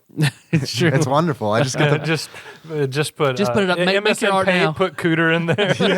no. I'm not Or take doing this that. episode art, flip it upside No. down. Part 2. I thought about doing that, but yeah, I mean, who knows? Maybe I'll get attention. As my intent right now is just to put a Roman numeral 2 in the corner. Perfect. So, there we Love go. it. Like, It does. do you remember the twos from like Castlevania 1 and 3, the sub weapon Yes. Oh, things? there you You should go. do one of those. Oh, damn it. That's a good fucking idea. All right. An upside down Roman numeral 2. You're right. Yeah. Maybe that's why they did them that way. In case, they ever got upside down, they'd still be able to count the 3. Do you have stuff you wanna send us, like Link did with all this meat that we're slowly going to get to for the beers today? Mm-hmm. You can send that to TADPOG Studios, care of Nicole Nance, P.O. Box 3785, Paducah, Kentucky 42002. Yep. If you want to call us, you can leave us a voicemail at 270-883-2555. We've got an Instagram, TADPOG_podcast. Hey, find us on Facebook. Got TADPOG on Facebook, and you want to one of the real fucked up shit is TADPOG Nation. Join that shit. You can find us on Twitter. We're at TADPOG_podcast. You can also find us on Patreon at patreon.com/TADPOG. I want to give a quick shout out to some folks who have recently upped their pledges. I'd like to thank Exalted Lord Micah Purdue for upping his pledge. Pledge. I don't know if I could say pledge like that again. Oh, if for I the fucking pledge. tried. Alucards. He's a real pledge. pledge doctor. So thank you, Micah, riding that penny train with your 1 cent increase. I'd also like to thank former master of coring, Ryan Walters. Welcome back, Ryan. Good to have you. Yeah. And I'd like to thank Zeus Laser for recently upping his donation. Fuck yeah. Thank you, man. We really appreciate it. Anyone? Circumcision czar Zeus Laser. Thank you. Yeah, there was a big old circumcision talk in Yep. TADPOG Nation, which I stayed the Yep. fuck out of. What am I gonna do with the boys? Stay tuned. I think I'll post their penises whenever we decide. Well, you should decide one and Melissa decide the other. Well, we do one and not the other. That's all. That's been a very popular Right, yeah. vote as that'd be well. like- when I thought maybe I might have a boy. I think I talked to Nicole about it. Yeah. I think I picked your brain, Dave. You did. And that was it. Yeah. it was like Whose this is- opinions do I care about? Yeah, and then Nicole and Dave. Yeah. I'm good. Dave made I that need to- decision before, Yeah. so yeah. I need to run the gamut of lawful good and lawful neutral. you are. I think you're my only friend with a boy So far. so far. Yeah, that is true. I may be your only friend with a uncut boy. I think you're my only- Is that out there now? I wasn't gonna say. Oh yeah. Okay. I mean, I feel like I probably I think you're my only friend. truncate silence. We'll take out that pregnant pause. Yeah, I stayed out of that conversation because I was like, you know what? I made a decision about this already, and it's like if Tyler wanted Tyler knows. I know your You opinion. know how I feel about it. Yep. So I mean, it's just kind of one of those things where it's like I don't need to say anything. I don't need to involve myself. So again, it's a very good opinion, and Zeus had very good insight. Yeah, for real. Yeah, I'm glad that he shared that. So if you want to see that circumcision chat, come join TADPOG Nation. Just search for it. 80%. Control F circumcision. You'll get there. Even if you're in a Word document, you'll probably find your way to Tadpog. Let's see. Our theme song is Moved by Sycamore Drive. Yep. Track found the show notes at tadpog.com. Man, Close enough. I haven't had all of this 12-ounce beer. What's the and I feel ABV like I'm on just this? Like fucking tripping over myself. Nice. We can't find it, so it's wow. probably a lot. Probably fucking 90. Man, I feel really bad for not liking this 200 proof, just like bear's blood. beer. Accurate. Fuck that fucking teacher. Oh god. Wait, have I'm we ever talked about wait, that? that's a real It's thing? probably We'll get been a into long that. time ago. Oh, we'll get into that man. next time. Just we had a teacher that's so fucking full of shit. She said that's why pagans would go crazy because bear's blood is 200 proof alcohol. A teacher? Which is pure alcohol. Yeah. Teachers, that's nothing. Bears run on alcohol. That's where we get alcohol. Is actually from That's a killing different kind of bear that runs on alcohol, man. I'm sorry. Do you mean beer? You're thinking of Cooter Belmont. He is what the gays would classify as a bear, and he runs entirely on alcohol. And a little bit of ecstasy. Just a little, you know, Just splash. What do you mean a little? He's like half ecstasy. ecstasy. Well, I call it God's salt. You know. Oh man, not to get back on Symphony of the Night, but what the fuck is up with the salt sub weapon? Oh, just the garlic. hand that. Oh, is it it's garlic? garlic. It's Yeah. garlic. Okay. Yeah. Like, does I it? forgot about it because I fucking hated it. Yeah. It harms everything a lot, but it's the shittiest freaking sub weapon. I mean, it's like the salt-based sub-weapon. You just, Yeah, you just sprinkle it on the ground. Like, can you sprinkle it on food? man, I hope I don't so. think Use so. a meal ticket, then Then sprinkle, sprinkle some on there, make it heal you more. All right, sorry. Earthbound. I'm done talking about it. For now, anyway. How you guys want to close this out? Like Cooter Belmont. Cooter Belmont? I think, yeah. Yes, All right. yes. All right. So until next time, tropical Go Capricorn, man. man. Man? Man? Know what I mean, Dad? More ass and titties. Big booty bitches. Big booty bitches. My whip's got truck nuts on it.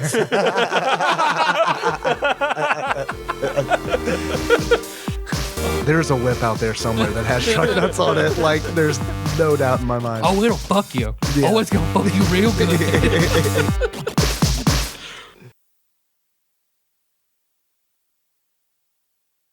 So, Josh, Yes, Dave. I like your sweater a lot. Thank you. It's really nice. I don't get to wear it very often, so figure this was a good occasion. I don't own any sweaters anymore. I mean, I do, but I That's don't. pretty sad. I don't own any sweaters that I want to wear because they're old. I've got one sweater that was a Christmas gift, and when Nikki and I first started dating, It's sentimental.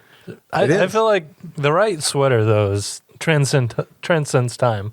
Like you can, as long as it's still intact, like and not frayed at the edges. I Yeah. think. I mean it's pretty frayed. The style is is still good. I don't know. If I wore it, I think you'd be like, yeah, that's kind of a dated sweater, dude. But I do think you wrote some really excellent ad copy for a sweater commercial. A sweater transcends Oh yeah, time. you didn't know my new job is Sweater copywriter. Josh does sweater ASMR. spokesman. Yeah. That's shredder. That's transcends time. I need to put like the De Beers music or something behind you. You're talking what you're saying. That does bring up a weird question, though. Are hoodies considered sweaters at this point? No, I don't know. No, they've got their own No? category. Yeah. No. I agree with Josh. Yeah. All right. That's fair. A sweater is something that's like knit, right? Can we all Yes. agree on that? Yes. Unless it's, I can agree to that. I mean, fleece. Fleece is not a sweater, No, it's just a No. fleece. right? It's like It's a, some category. it's a jumper. I don't want to bring jumpers into this. It's a smart top.